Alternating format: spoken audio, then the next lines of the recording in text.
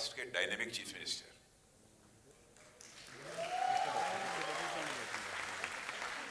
Not only dynamic but doer,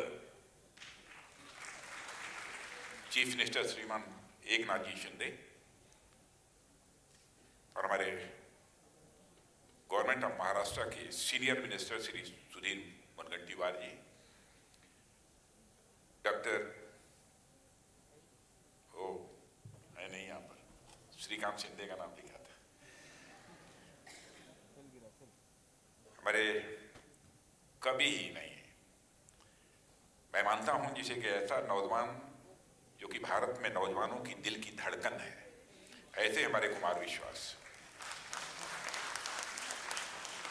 Shri Amit Upadhyay ji, editor in chief the CSR journal, and Shri Uday Mahurkar ji, formal central information commissioner, CSR excellence awards के सारे distinguished winners, films, sports और industry से आए सारे विशेषजन, media के प्यारे मित्रों, देवियों व सज्जनों, CSR जर्नल द्वारा आयोजित CSR जर्नल एक्सीलेंस अवार्ड के इस एडिशन में आप सबके बीच उपस्थित होकर सचमुच मुझे बेहद खुशी है। कार्यक्रम का यह स्वरूप होगा इसकी मुझे कल्पना नहीं थी, लेकिन आज जिन लोगों को अवार्ड मिला, सारे अवार्डी जितने हैं वो सभी समाज को किसी न किसी तरीके से वो कंट्रीब्यूट करने वाले लोग हैं। इसलिए मैं सारे अवार्डीज को अपनी तरफ से मैं हार्दिक बधाई देता हूं। यह अवार्ड जिन इंडिविजुअल्स और इंस्टीट्यूशंस को मिल रहा है, मैं उन इंस्टीट्यूशंस को भी अपनी तरफ से कांग्रेचुलेट करता हूं और मैं ऑर्गेनाइजर को धन्यवाद देता हूं जो आप सब ने मुझे यहाँ पर अपने बीच आमंत्रित किया है। साथियों, मैंने अभी 10 दिन पहले CSR से रिलेटेड एक प्रोग्राम में मैंने शिरकत की थी और उस प्रोग्राम में मैंने अपने विचारों को रखते हुए कहा था और मैंने मेंशन किया था उसमें कि कारपोरेट सोशल रिस्पांसिबिलिटी यानी CSR किसी प्रकार कारपोरेट के द्वारा लीगली मैंडेटेड टैक्स देने से बिल्कुल अलग है।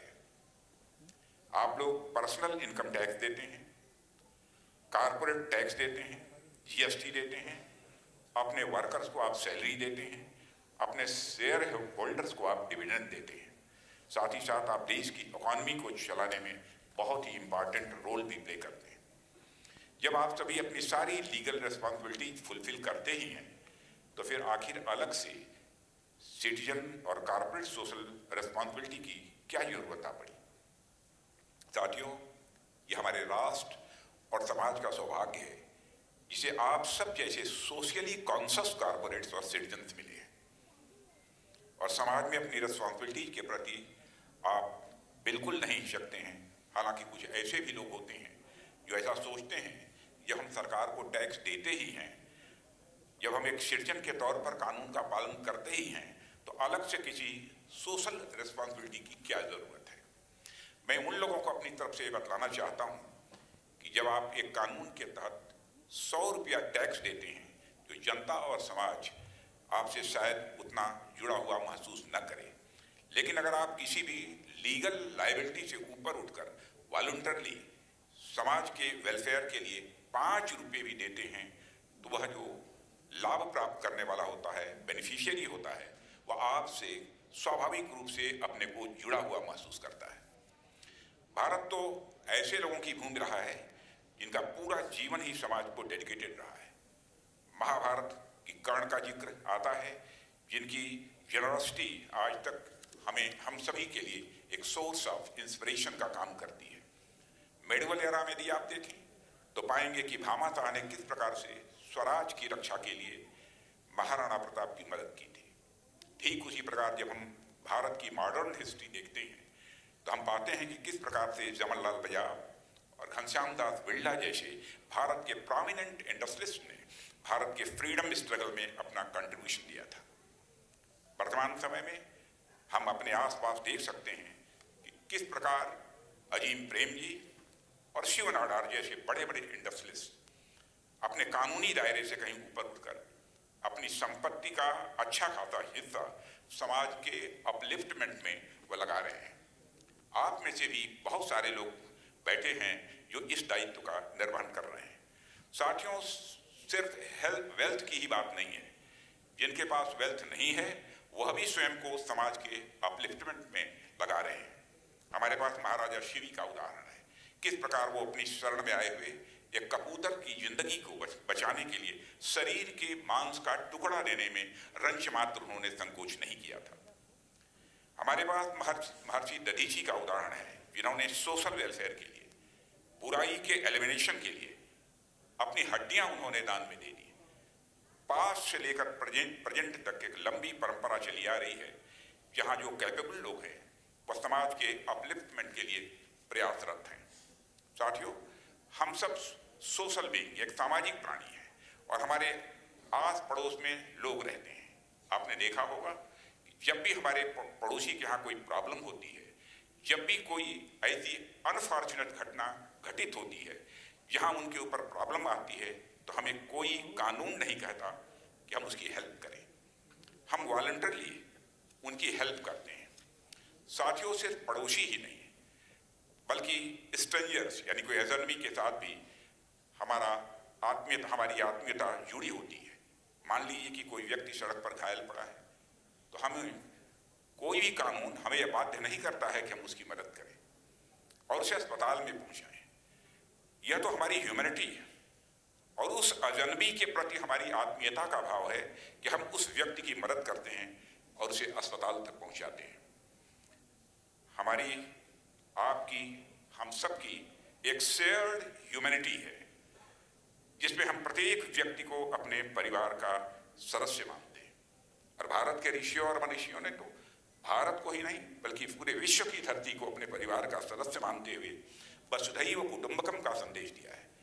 धरा पर रहने वाले सारे लोग हम एक ही परिवार के सदस्य मानते हैं, ऐसी अवधारणा में हम सभी विश्वास करते हैं।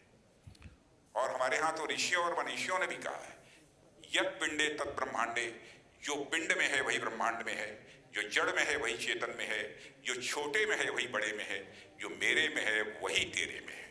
और इसी भाव से लोग अपना कॉन्ट्रिब्यूशन करते हैं। हम पूरी दुनिया के प्रत्येक व्यक्ति को इस धरती माँ का पुत्र मानते हैं, इसलिए हमारे अंदर यह भाव रहता है कि हम जितना ज्यादा हो सके उतना ज्यादा किसी के लिए कुछ न कुछ करें। अब साथियों, प्रश्न यह है कि कोई भी व्यक्ति या फिर कोई भी संस्था अपने लीगल लायबिलिटी से ऊपर उठकर समाज व देश के लिए एक्स्ट्रा एफर्ट्स क्यों करे। आप में से कई लोग रूरल बैकग्राउंड से भी संबंध रखते होंगे। आपने देखा होगा कि आज से कुछ वर्ष पहले तक जब गांव में शादियां होती थी तो वे शादियां कम्युनिटी इवेंट हुआ करती थी। कोई अपने घर से चारपाई लाता था, कोई अपने घर से फूड ग्रेन्स लाता था, कोई अपने घर से तेल लाता था। तरह तरह से जिस परिवार में शादी होती थी उस परिवार की वह मदद करते थे और वह पूरे गांव की वह शादी समझी जाती थी। केवल एक परिवार की शादी वह नहीं रह जाती थी। बिना किसी लीगल लायबिलिटी के ये सारे काम होते थे, क्योंकि उनके बीच एक भाईचारे, फ्रेटर्निटी का एक भाव था, एक सेंस ऑफ कम्युनिटी थी। इस कारण लोग अपने अपने दायित्व का निर्वहन करते थे।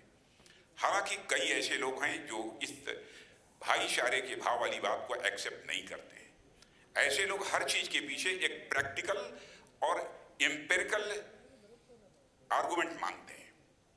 उन्हें ऐसा लगता है कि my money, my time, my benefit, यदि मैं अपना पैसा या समय दूसरों को दे रहा हूं तो इसमें मेरा क्या बेनिफिट है, इस नजरिए से देखते हैं। अगर स्वार्थ के पर्सपेक्टिव से देखा जाए, जो कि नहीं देखना चाहिए, लेकिन फिर भी अगर आप बेनिफिट की दृष्टि से भी देखें तो आप देखिए कि मनुष्य के पास दो तरीके के समाज में रहने की पॉसिबिलिटीज है। पहली पॉसिबिलिटी तो यह होती है कि आप एक ऐसे समाज में रह रहे हों जहां पर कोई किसी की मदद नहीं करता है। आप यदि सड़क पर इंजर्ड भी पड़े हैं तो आपको कोई नहीं उठाने वाला। जब तक पुलिस नहीं आएगी तब तक आप ऐसे ही सड़क पर इंजर्ड पड़े रहेंगे। अगर आप हॉस्पिटल गए और एक डॉक्टर की ड्यूटी आवर समाप्त हो चुकी है तो आपका इलाज भी नहीं करेगा, वो अगले दिन अपने ड्यूटी आवर पर ही आपका इलाज करेगा। अगर आप उस समाज में रहते हैं तो आपके बीमार होने पर आपका पड़ोसी भी आपके पास नहीं आएगा, आपके शिक्षक भी अपने पढ़ाने के समय के बाद आपको किसी भी जरूरत के लिए आपके पास नहीं समय देंगे। वैसे समाज में किसी सैनिक को वेतन के अलावा भी कोई सम्मान नहीं मिलेगा। यहाँ जो सक्षम लोग हैं वह एनवायरनमेंट की चिंता किए बिना 10-15 गाड़ियाँ खरीद करेंगे। उनके परिवार के 10-15 सदस्य एनवायरनमेंट की चिंता किए बिना अलग अलग गाड़ियों से निकलेंगे, पॉल्यूशन और ज़्यादा होगा। तो साथियों, यदि आप ऐसे समाज में रहना चाहते हैं जहाँ पर लोगों में सामाजिक नैतिकता या सोशल मॉरलिटी न हो, जहाँ लोग सिर्फ लीगल ऑब्लिगेशन के तहत काम करें, तो क्या ऐसा समाज रहने लायक होगा? तो जो लोग हर चीज़ को प्रैक्टिकल और जो नैरो सेल्फिश बेनिफिट की दृष्टि से देखते हैं, वह एक बार सोच कर देखें कि यदि उन्हें ऐसे समाज में रहने का मौका मिला तो क्या वह ऐसे समाज में रहना उन्हें मंजूर है। और दूसरी तरफ ऐसे समाज की कल्पना कीजिए जहाँ पर हर कोई यथासंभव एक दूसरे की हेल्प करने को तैयार है, जहाँ सोशल ट्रस्ट हाई है और एक शेयर्ड सेंस ऑफ कम्युनिटी है, जहाँ पड़ोसी, डॉक्टर, शिक्षक, अधिकारी, जनप्रतिनिधि, हर व्यक्ति अपनी लीगल ऑब्लिगेशन से कहीं अधिक आगे जाकर आपकी मदद करता है। साथियों, डेफिनेटली ऐसे समाज में रहना हर कोई पसंद करेगा। जब समाज की बात चल रही है तो मैं जॉन रॉल्स का भी यहाँ पर जिक्र करना चाहूँगा। आप लोगों में बहुत सारे लोगों को ने पढ़ा होगा उन्हें, आप में से अधिकांश लोगों ने उनका नाम भी सुना होगा। जॉन रॉल्स अमेरिका के प्रसिद्ध पॉलिटिकल फिलोसोफर थे।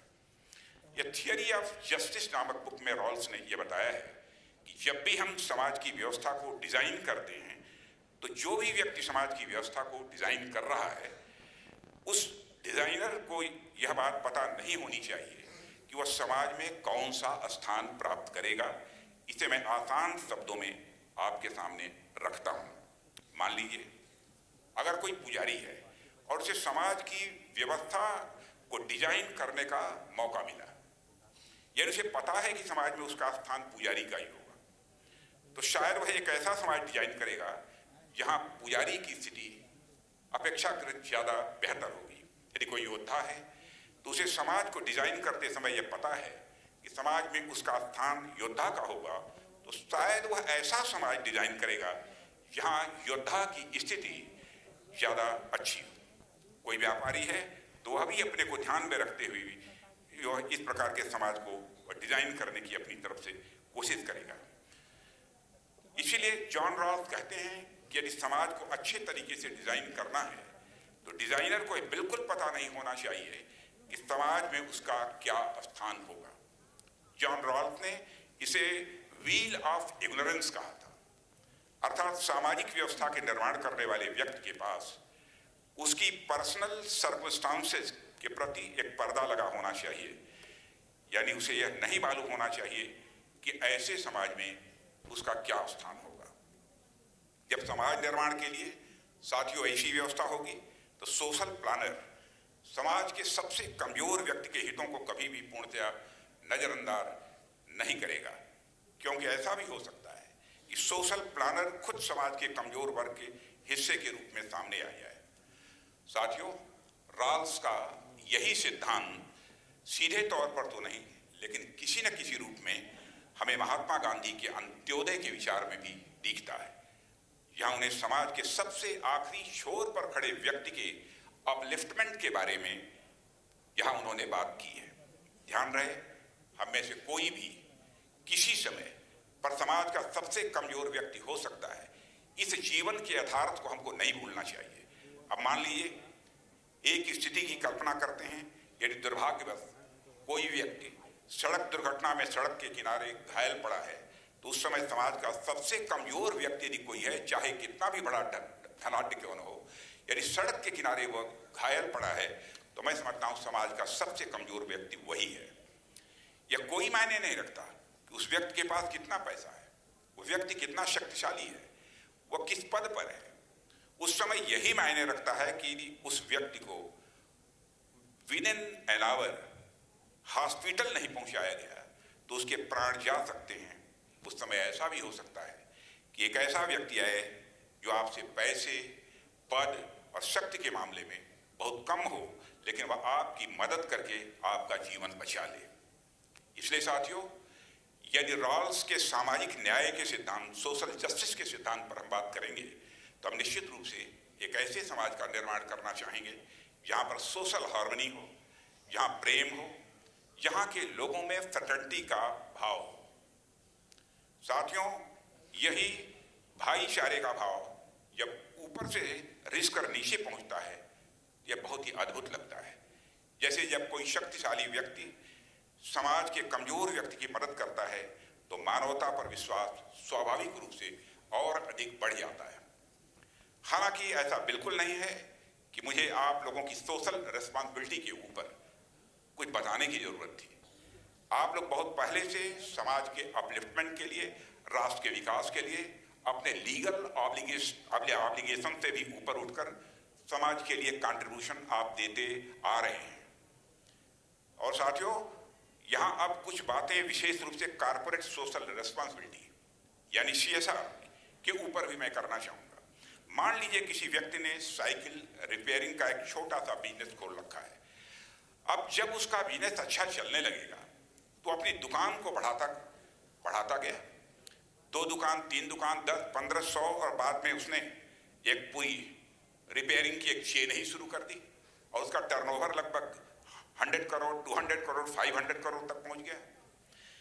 अब यदि वह व्यक्ति अपनी संपत्ति में से 10 या 15 करोड़ वह समाज को देना चाहता हो, इन्वायरमेंट प्रोटेक्शन के लिए यदि वह देना चाहता हो, लेबर वेलफेयर के लिए यदि वह देना चाहता हो, कैंसर रिसर्च में लगाना चाहता हो, देश के शहीदों की परिवारों की मदद करना चाहता हो, यह सब काम वो कैसे करेगा? एक तरीका तो यह है कि वो व्यक्ति खुद ही बैठकर CSR के सारे क्लासेस को पढ़े, लोगों से मिले, लोगों से बात करे, जो कि एक बिजनेसमैन के लिए बहुत ही, मैं समझता हूं कि बहुत मुश्किल काम होता है। क्योंकि आप सब भी जानते हैं कि जब आप किसी बिजनेस में जाते हैं तो आपका एक एक मिनट कितना कीमती होता है। आपके पास यह सब सारी चीजें करने का समय भी नहीं होता है। इसलिए निश्चित रूप से हमें ऐसे प्लेटफॉर्म चाहिए, ऐसे पब्लिकेशंस चाहिए जो इस तरह की जानकारी को पब्लिक के सामने लाएं कि किस प्रकार के इंटरवेंशन से समाज का फायदा हो रहा है तथा किस प्रकार के इंटरवेंशन से समाज को कोई लाभ नहीं हो रहा है, और जो फंडिंग आ रही है वो फंडिंग किस प्रकार से यूज हो रही है। इस तरह की कंप्लाइड इंफॉर्मेशन हमें लगातार अपडेटेड रूप में मिलती रहनी चाहिए।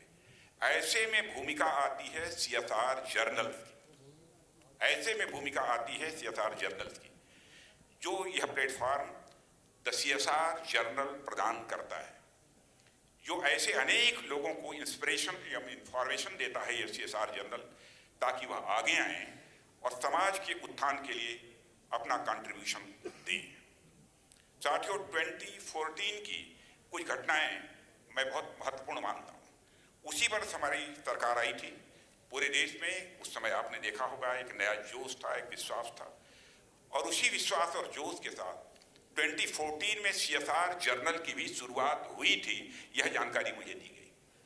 और अपनी स्थापना के समय से ही यह CSR जर्नल ने सूचना के माध्यम के रूप में काम किया है, और सूचना के केंद्र के साथ साथ जिस प्रकार से एक प्रेरक तत्व के रूप में, एक इंस्पिरेशनल सोर्स के रूप में CSR जर्नल ने काम किया है, वह निश्चित रूप से सराहनीय है। और मैं इस जर्नल के जितने भी काम करने वाले लोग हैं, सारे लोगों को अपनी तरफ से मैं बधाई देता हूं। और साथियों, अब जब सोशली कॉन्शियस सिटीजन एवं कॉर्पोरेट के माध्यम से समाज को इतना योगदान मिल रहा है, तो यह समाज की रिस्पॉन्सिबिलिटी है कि योगदान देने वाले लोगों को रिकॉग्नाइज करें, योगदान देने वालों को सम्मान दें। हालांकि जो लोग समाज के प्रति यह कंट्रीब्यूशन कर रहे हैं वह ऑलरेडी अपने फील्ड के बहुत सफल लोग हैं, और उन्होंने एक मुकाम भी अपने जिंदगी में हासिल किया है। लेकिन फिर भी उन्हें रिकॉग्नाइज करने की आवश्यकता इसलिए है क्योंकि यहाँ एक व्यक्ति को नहीं बल्कि सामाजिकता की उस भावना को रिकॉग्नाइज किया जा रहा है, उन संभावनाओं को रिकॉग्नाइज किया जा रहा है जिसे उन्होंने मूर्त रूप दिया है, और इसके लिए CSR जर्नल यह बधाई का पात्र है। साथियों, CSR जर्नल पब्लिकेशन अपने क्षेत्र के सबसे प्राइम पब्लिकेशंस में से एक है और हम सब जानते हैं कि बहुत अच्छा काम भी यह जर्नल कर रहा है। फिर भी मैं अपनी तरफ से कुछ सजेशंस सीएसआर जर्नल्स के लिए मैं देना चाहता हूँ। पहला सुझाव हमारा यहाँ पर यह है कि प्रेजेंट सिटीजन्स जो कि प्रेजेंट यहाँ पर सिटीजन्स हैं, कॉर्पोरेट्स हैं, उनके लिए चाहे सरकार हो या आप सब, हमारा मूल उद्देश्य एक बेहतर समाज की स्थापना है। अतः यह उचित प्रतीत होता है कि आपके सोशल रेस्पॉन्सिबिलिटी इंटरवेंशंस और गवर्नमेंट प्रोग्राम्स की सिनर्जी का लाभ उठाने के लिए कन्वर्जेंस पर ध्यान दिया जाए। द सीएसआर जर्नल इस पर फोकस कर सकता है, ऐसा मेरा मानना है। दूसरा सुझाव है कि आप सभी जो सामाजिक कार्य करने वाले या फिर सीएसआर जर्नल पढ़ने वाले लोग हैं, यहाँ पर वैल्यू ऑफ मनी को समझने वाले लोग हैं, biggest bang for the buck, इसे आप सब खूब अच्छी तरह समझते हैं। यही सिद्धांत हमें परमार्थ में भी अपनाना होगा।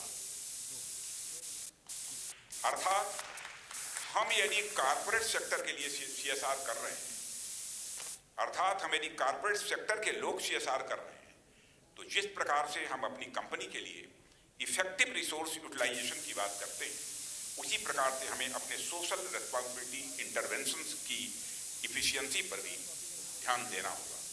CSR journal post intervention outcome audit पर और ध्यान देकर इसमें अपना योगदान दे सकता है, ऐसा मेरा मानना है। तीसरा, मैं आपका ध्यान दिलाना चाहूंगा ग्लोबल सिनेरियो क्या है, इस पर भी आप विचार करें, यह मेरा आपसे आग्रह है।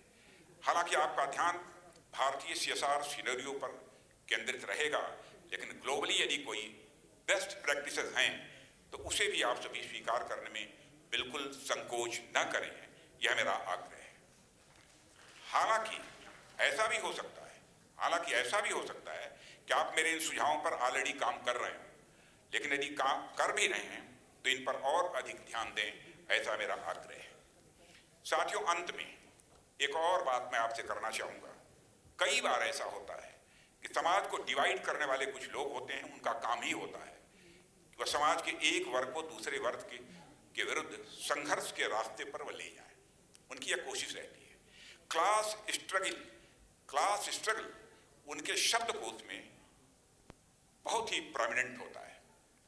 आपने भी देखा होगा कि कई बार कॉर्पोरेट क्लास वो लेबर क्लास से अलग करके दिखाया जाता है, कई बार किसानों को, व्यापारियों को अलग करके दिखाया जाता है। ऐसी आइडियोलॉजी समाज में एक इनहेरेंट क्लास कंट्राडिक्शन खोजती रहती है और हमें ऐसे डिस्ट्रक्टिव आइडियोलॉजी को सिरे से खारिज कर देना चाहिए। क्योंकि साथियों, समाज अपने आप में एक प्राणी है, समाज अपने आप में एक लिविंग एंटिटी है, जीवंत इकाई है। जिस प्रकार से मनुष्य के शरीर में कई सारे ऑर्गन्स होते हैं और उनकी आवश्यकताएं भी अलग तरह की हो सकती हैं, परंतु इसका अर्थ यह नहीं है कि शरीर के ऑर्गन्स के बीच कोई कंट्राडिक्शन है, कोई विरोधाभास है। ठीक उसी प्रकार समाज में भी अलग अलग लोग होते हैं, अलग अलग क्लास के लोग होते हैं, जिनके अलग अलग काम भी होते हैं, परंतु सभी लोगों और वर्गों के एक्शंस एंड इंटरेस्ट के समन्वय से ही समाज बनता है। इसलिए इन्हें विरोधाभास के रूप में नहीं देखा जाना चाहिए, यह मेरी मान्यता है। और जो व्यक्ति या संस्था जहां भी है, जिस भी स्थिति में है, यथासंभव समाज के उत्थान में वह जो भी कंट्रीब्यूशन दे सकता है उसे देना चाहिए। और साथियों, हमारे इस कन्विक्शन का सबसे ज्वलंत उदाहरण जो दिखता है वह आपकी सिटीजन एवं कॉर्पोरेट सोशल रिस्पॉन्सिबिलिटी में दिखता है। इसलिए जिस तरीके से आप समाज के निर्माण और उसके अपलिफ्टमेंट में आप सब लगे हुए हैं, उसके लिए मैं केवल आपकी प्रशंसा ही नहीं करता हूं, बल्कि आपकी मैं भूरी भूरी प्रशंसा करता हूं और आप सभी को मैं धन्यवाद देना चाहता हूं। कुमार विश्वास ने बोलते समय एक आध्यात्मिक भारत की बात कही है। मैं इस विषय पर भी मैं चर्चा करना चाहता हूं। आध्यात्मिक कौन होता है? छोटे मन का व्यक्ति कभी आध्यात्मिक नहीं हो सकता है। आध्यात्मिक होगा तो बराबर बड़े मन का व्यक्ति ही आध्यात्मिक होगा।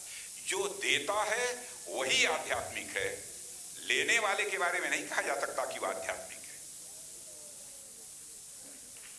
बड़े मन का ही व्यक्ति आध्यात्मिक हो सकता है। आप में से सारे लोगों ने कम से कम हाई स्कूल तक तो मैथमेटिक्स पढ़ी ही होगी। मेरा यह मानना है कि जिसका मन जितना ही बड़ा होता चला जाएगा, उतनी ही अधिक वह जीवन में आध्यात्मिक ऊंचाइयों को हासिल करता चला जाएगा। तो जो कार्य आप ये कर रहे हैं आध्यात्मिक है। यदि मैथमेटिक्स आपने पढ़ा है तो मैथमेटिकल फॉर्मूला बीच में मैं आपके सामने रखना चाहूंगा। Let us consider that your मन इज अ सर्किल। थोड़ी देर के लिए मान लीजिए मन कभी सर्किल हो नहीं सकता है, but for the time being let us consider that your मन इज सर्किल। मन इस सर्किल को जितना ही बड़ा करते चले जाओगे, in the same ratio magnitude of सुख, मैग्नीट्यूड ऑफ आनंद, मैग्नीट्यूड ऑफ परमानंद बढ़ता चला जाएगा। Circumference of man is directly proportional to the magnitude of Sukh.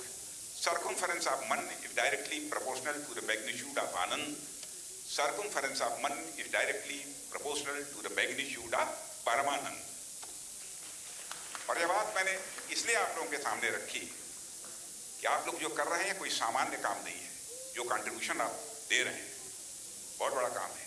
इसके लिए एक बार मैं फिर से आप सबकी प्रशंसा करता हूं और इस कार्यक्रम की सफलता के लिए अपनी शुभकामनाएं देते हुए यही अपना निवेदन समाप्त।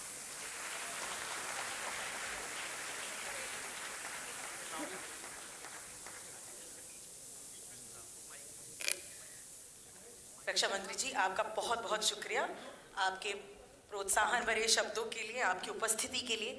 इससे पहले कि हम शपथ लें, जो एक बहुत जरूरी हिस्सा होता है इस रात का, we're about to take an oath, ladies and gentlemen.